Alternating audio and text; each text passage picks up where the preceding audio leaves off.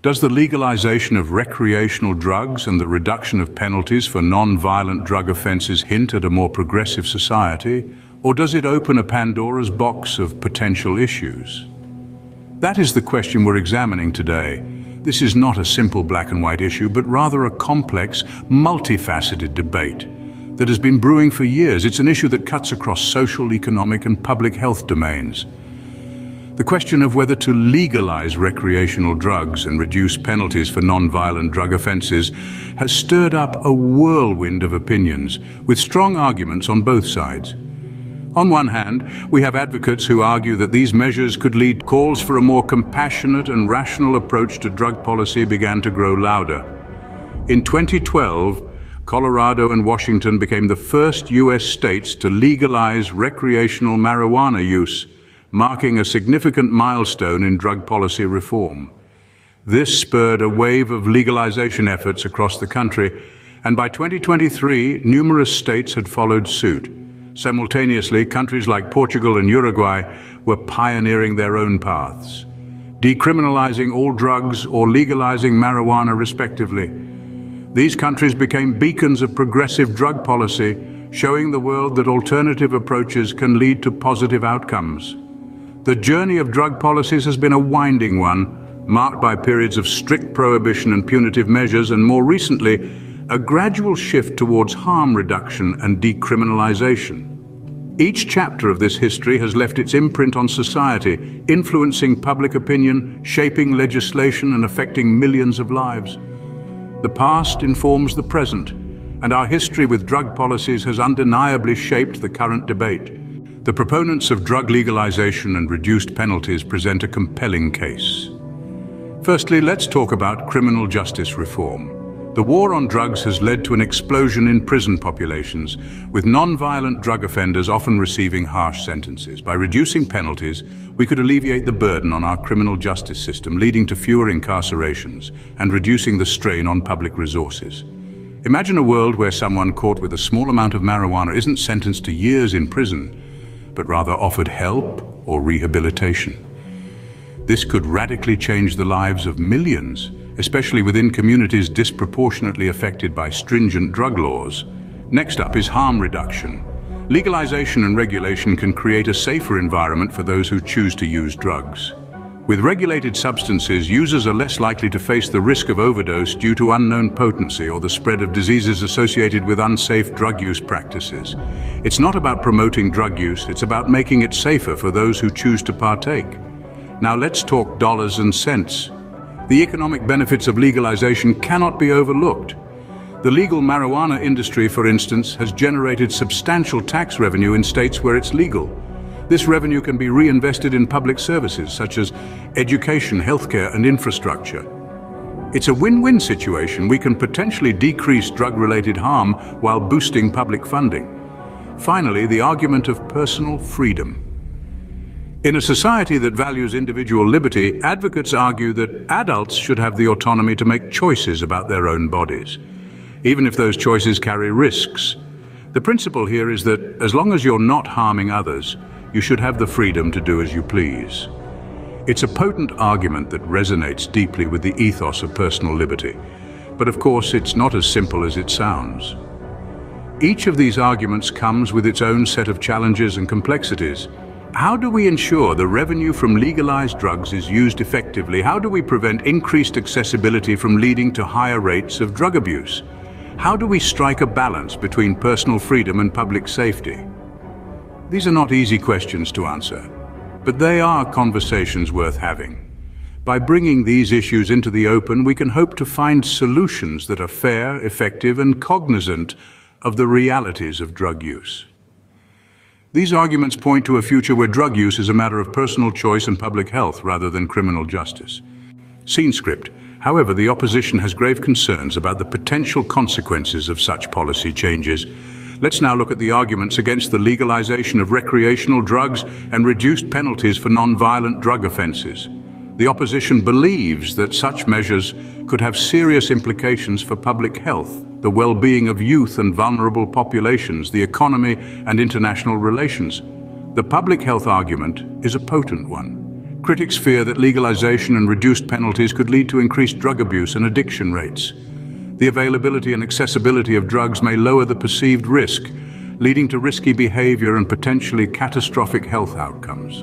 Overdoses, mental health issues, and the spread of diseases associated with drug use, such as HIV and hepatitis C, are all potential consequences that the opposition points to. The vulnerability of youth and other susceptible groups is another significant concern.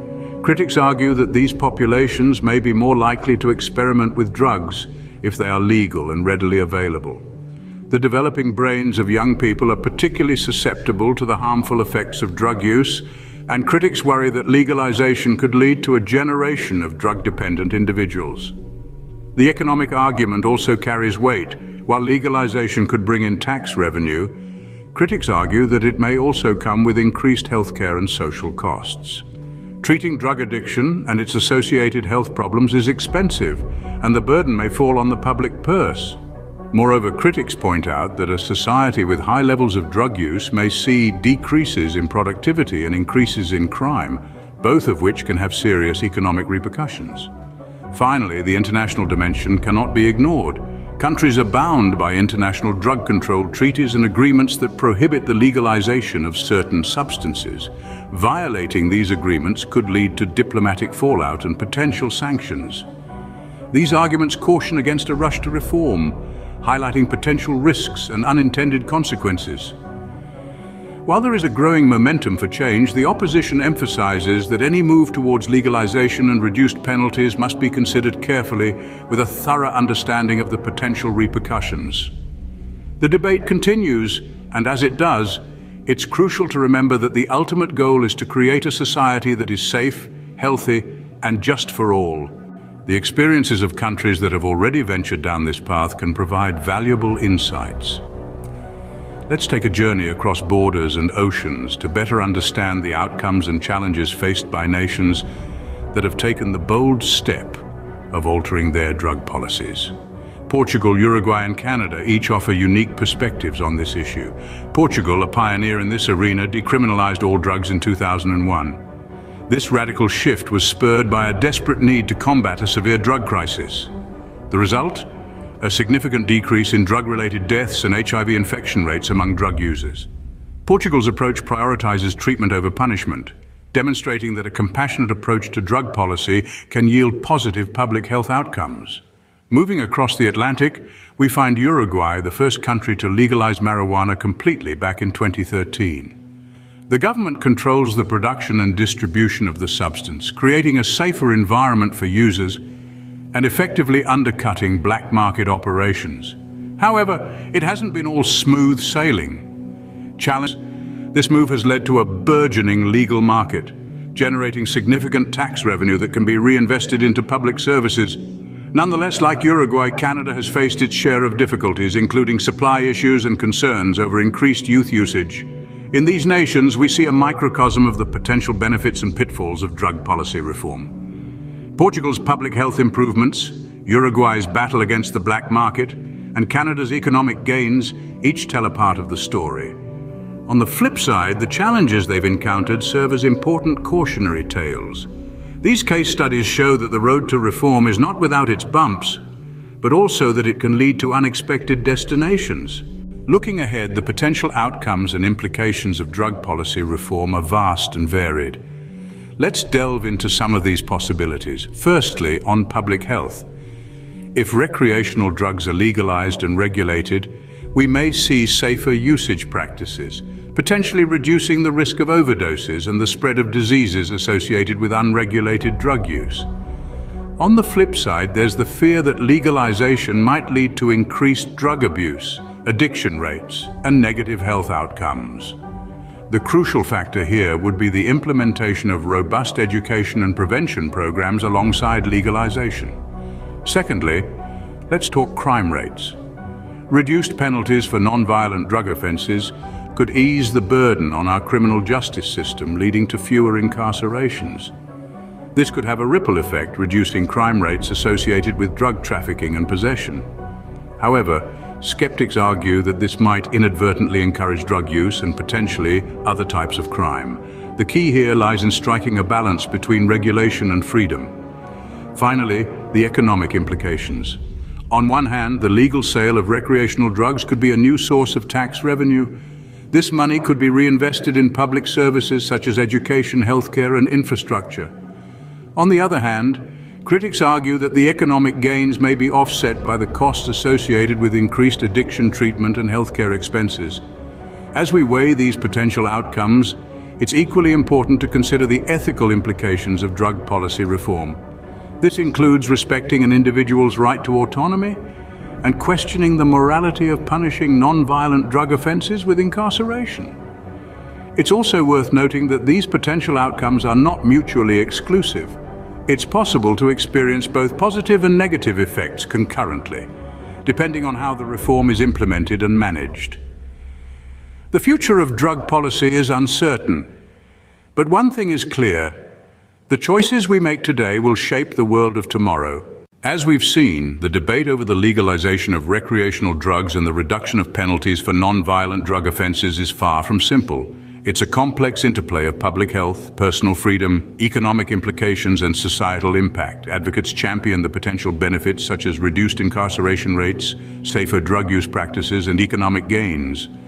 But critics warn of increased drug abuse, the possible harm to vulnerable populations, and the hidden healthcare costs. And let's not forget the international treaties that can make national reform a challenging endeavor. Each argument carries weight, and each has its own set of compelling evidence. It's a multifaceted issue that challenges us to look beyond the surface, to delve into the data, to listen to the lived experiences of those affected. Whatever side of the debate you land on, remember, this is a conversation about people, about society, and about the kind of world we want to live in.